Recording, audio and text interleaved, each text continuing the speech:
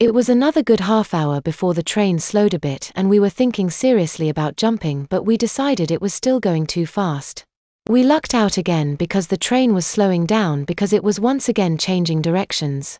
We were now headed southwest and stayed that way for about another half hour before the train started to slow again for another town, and this time it slowed enough that we could jump safely.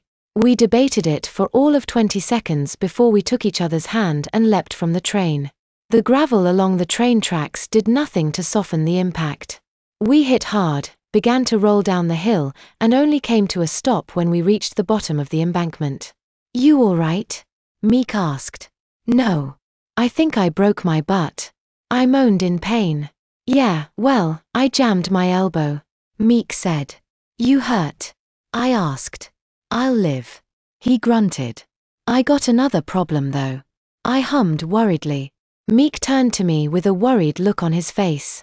I quickly scanned our surroundings, concluded that we were not being watched, and pulled my pants down to my knees, and we both saw that my goodnight had ripped on one side. It didn't matter all that much because it was soaking wet anyway and I had managed to crap myself. "You sure pee a lot," Meek commented. "Yeah, well, pee is the least of my problems." Meek started to laugh until it struck him what I had meant. "Is it bad?" he asked. "Well, it isn't good," I griped. Forgetting modesty, I pulled down my pants and removed the torn, wet, and soiled goodnight. "Wish we had some toilet paper or even a towel," I complained. "Oh, hang on." He pulled a white handkerchief from his back pant pocket. "Oh, you are a lifesaver," I sang. He then made an observation. "I've said it before and I'll say it again. You have a cute package." "You never said that." I blushed as I gave him an evil eye while cleaning myself. "Oh, I guess I only thought it then," he said and winked at me. "Yeah, well, thanks," I said as I finished cleaning my backside as best I could. He chuckled a bit. "What are you laughing at?" I said, thinking he was laughing at the size of my penis. "I was just thinking about those guys that stole the dirt bike and what they will think when they see all those good nights and that one wet diaper," Meek said. I must admit that idea did strike me as funny. "Well, I suppose we best find out what town this is. Then see if we can get a map and buy you some Pampers," Meek said as he checked to make sure the compass survived the impact. Don't ask me why, but I winced when he said the P word. "No, I will be all right without them now.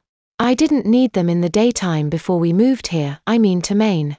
"Yeah, you told me that. But are you sure you haven't gotten used to them? I mean, look at yourself there," Meek asked.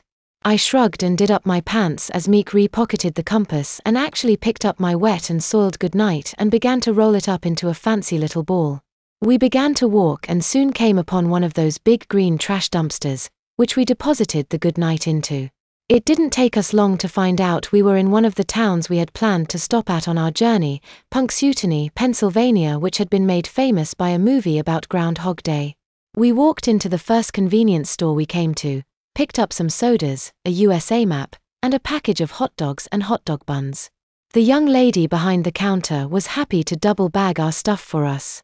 On the way out of the store, we saw a flyer taped to the front door. I don't know why we didn't see that on the way in.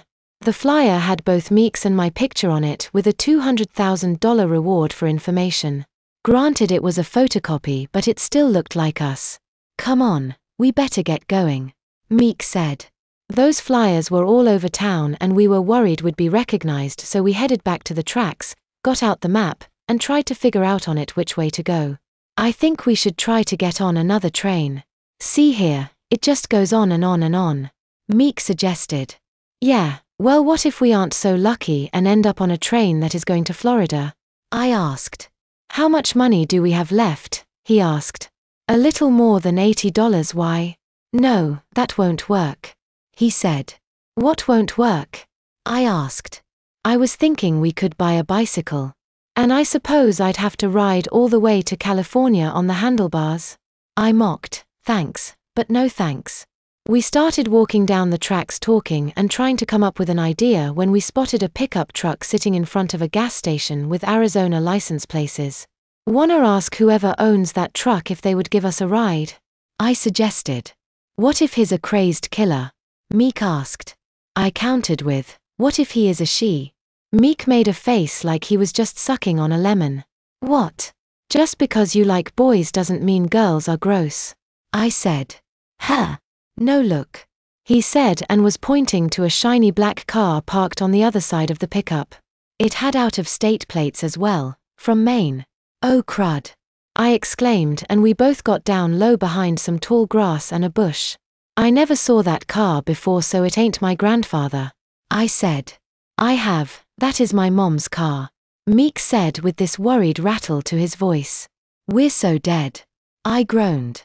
Meek grabbed my arm and gave me a pull toward, of all places, the gas station. What are you doing? I said as I tried to resist, but not really with my whole heart.